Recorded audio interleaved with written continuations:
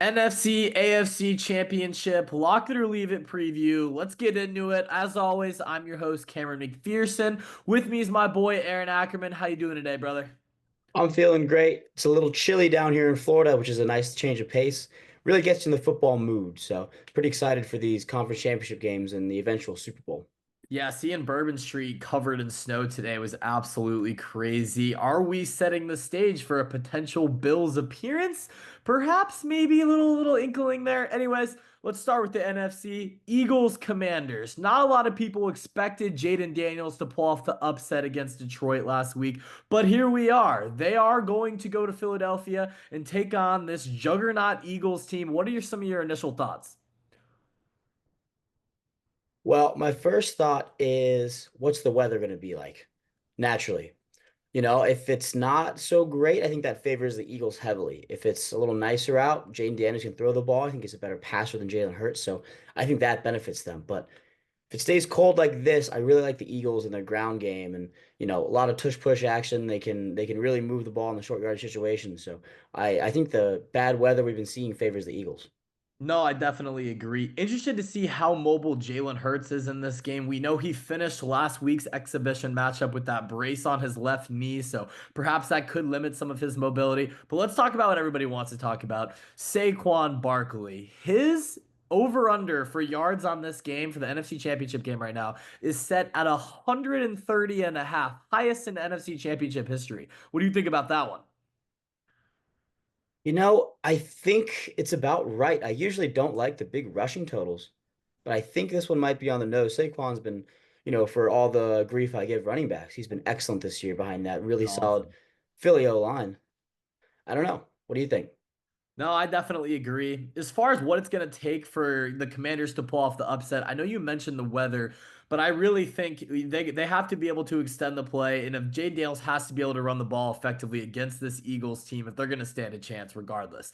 I mean, Scary Terry's been awesome this year. We know they have a couple of other weapons as well, but I think it's going to take some more than just offensively throwing the ball through the air for them to get it done against this game. It's going to start with Jayden Daniels' legs. I'd agree with that, but I don't know. I don't know if he's got the magic another time. He's gotten a little lucky in the first game. He got a lot lucky that Goff had a terrible game in the second game. I mean, that Lions offense is moving the ball very, very well against the Commanders. They just couldn't finish. They couldn't close the deal. Those three picks that Goff threw really killed him at the end. 98th percentile success rate in EPA for the Lions in a loss. So not Ben Johnson's fault. I think the Lions good chance to win that game. I just don't know if the magic is there for a third time, regardless of how good Jayden Daniels plays. No, I could definitely see it. I do agree with you. I am taking the Eagles, but let's move on. AFC Championship game. It's what the people want to see. Patrick Mahomes, Josh Allen in Arrowhead. I mean, everybody's seen the memes of like the Darth Vader on one side and the entire universe with everybody in existence going against Kansas City. And that's starting to be what it feels like. That Patriots aura is what's getting experienced in Kansas City right now. What is the key for this Bills team to finally topple Mahomes Mountain? I think the key is to not overthink it. They got to stay within themselves. They've been really, really good this season. Josh Allen might be the MVP. They have a solid running core, solid receiving core who's really stepped up in the last few games. It wasn't, a solid earlier in the year. So I think the Bills just have to be themselves. They have to play their game. They can beat the Chiefs. Everyone knows it. They know it. The question is, will they? And the way to do that is to, again, play your game, stay within yourself, do what you know you can do, and don't overthink it. I agree. I think winning the turnover battle is definitely going to be a big thing for Josh Allen in this game. Running the ball, of course, they have to get that done as well. They were okay running the ball last week against the Ravens, and the Chiefs are a similar run defense. So I wouldn't expect too much success there. The big matchup I'm looking at, though, is we saw the problems that Matt Milano was causing Lamar Jackson last week. He's going to be matched up with Kelce pretty often from that linebacker position. I mean, that's usually who they go to. First game this season, Kelce only had 2 catches against the Bills, but that was early in the year, and obviously he's a different player come playoff time. We know he doesn't have that breakaway speed anymore, but nobody in the NFL, maybe nobody, is better at finding the soft spots in that zone defense. So I expect this Buffalo team to play a lot of man coverage, especially against Travis Kelce. Well, I think the weather affects this one as well. I mean, how much are you be able to throw the ball if you have another situation like the game against the Dolphins last year? But the big difference here is that Tua and the South Florida boys, they really struggled in that cold weather, whereas Josh Allen in Buffalo has a lot of experience playing in that cold weather late into the season like this. So I think it's a completely different ball game potentially if it snows like it may. Yeah, no, I definitely see what you're coming from.